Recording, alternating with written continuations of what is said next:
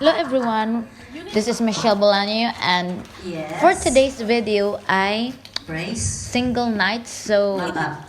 ipakita ko po sa inyo ang mga inspiring message from the couple. Enjoy! Dito sila pastor. Huwag kang mag-alala, hindi to investigasyon. Laro lang to, laro. Parang ano tayo quiz TV ba? Interview. Ay, Pastora Marlon, Pastora Jiggle, dito rin pala.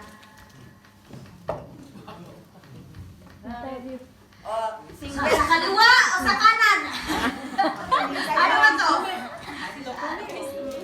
Face to face pala to. Face to face. Kaliwa o kanan?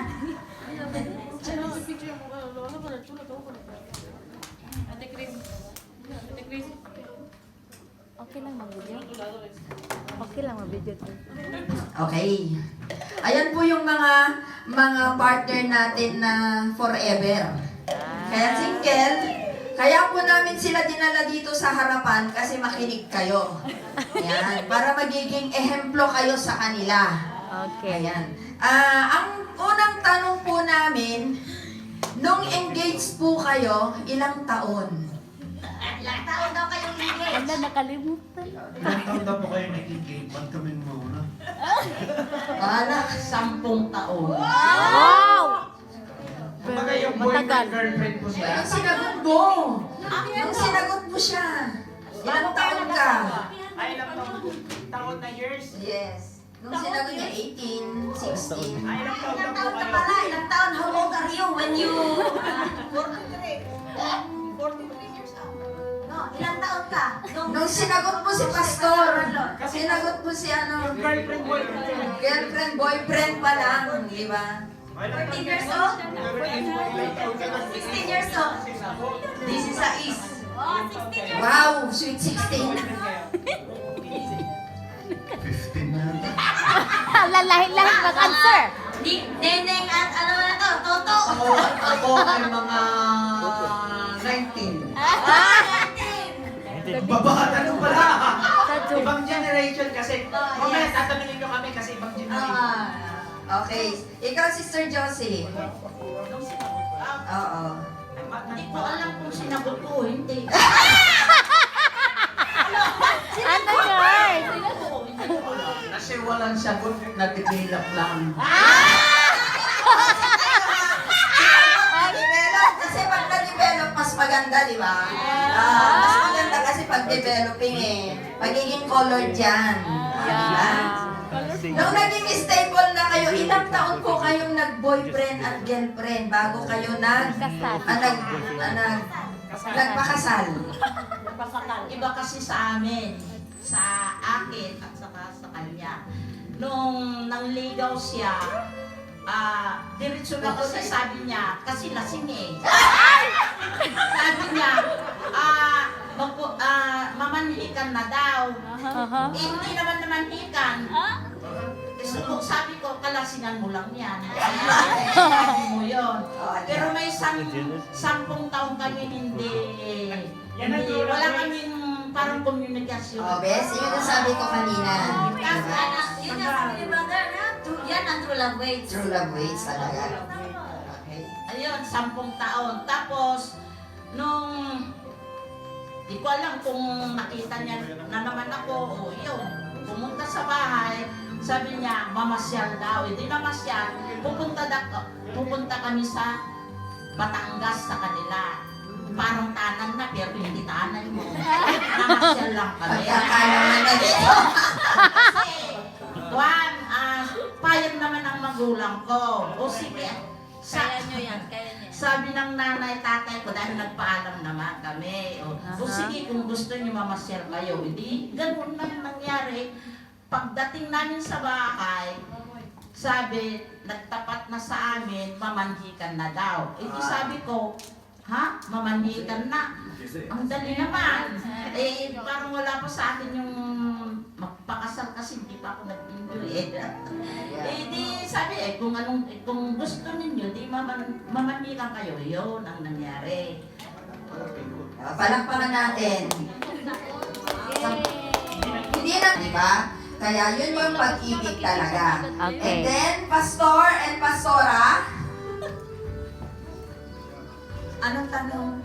yung tanong ko din sa kanila. So kami po naman ni Pastor Marlon is noong first year high school po kaming pareho, nagkakilala po kami sa sulatan. O, di ba? Wow. Uso po noon yung folded na papel. May ibig sabihin pa nun So, yun po yun. Nagsulatan po kami bilang magkaibigan and then nagkita po kami. First year high school, July, and then nagkita po kami na third year high school. So, first year, magkakilala na, nagkita kami ng third year high school pa rin sa sulatan. Hanggang 4 year high school kami nang sinagot ko, March 7, si Pastor Marlon. February 14, nagkita kami, JS Prom ko, and then siya yung partner ko, tapos March 7, sinagot ko po si Pastor Marlon, and then naghiwalay na kami, pumunta na po kami ng Maynila, ako Maynila, siya pumunta na ng Tarlac, and then dahil po sa medyo matamim na dila, kaya yun nga, pinakasal na kami. Kagaya ng sinabi ni Mr. Radingke, first year high school, uso pa noon yung Stationary. stationary. Tapos i-fold mo nga, may ibig sabihin, I love you. Pero bago yung stationary, yung yellow pad paper, na 1 inch on the left and 2 inch on the right to fold. Di ba? Yung indentation, yung margin. So, yun ang kinagamit from first year hanggang third year. From first year to third year, hindi kami nagkikita. Sa ano lang kami, sulatan. Sulatan.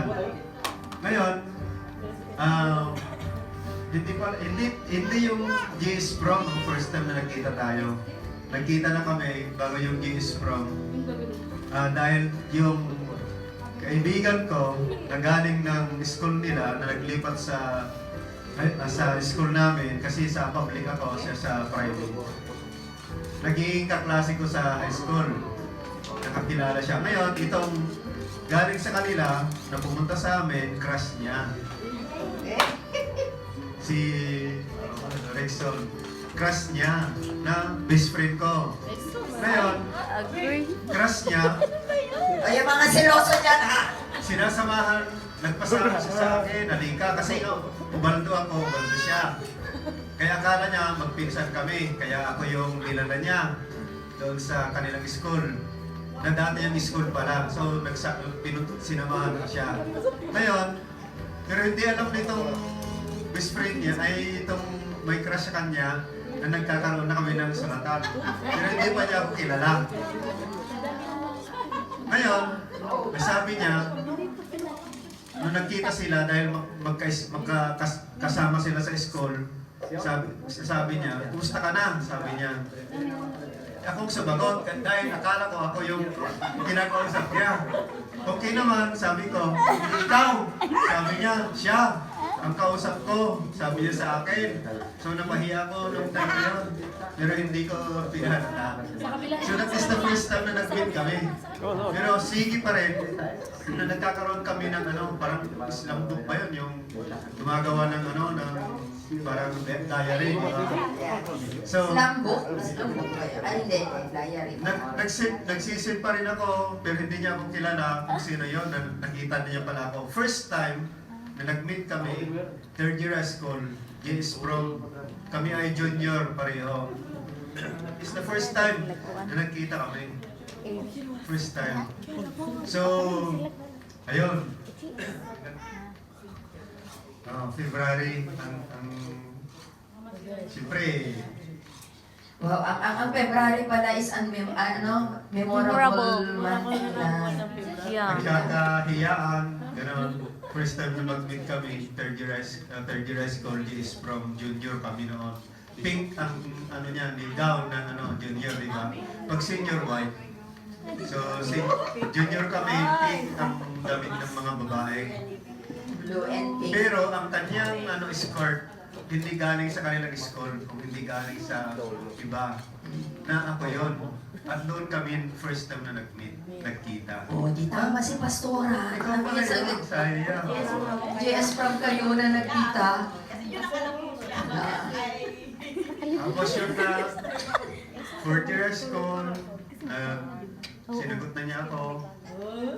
Pero nung puliyo na, dahil pumunta siya sa Manila, sa Cura Doloroso, ngayon sa ako naman, nag-aral ako sa Tarlac. So naghiwalay kami.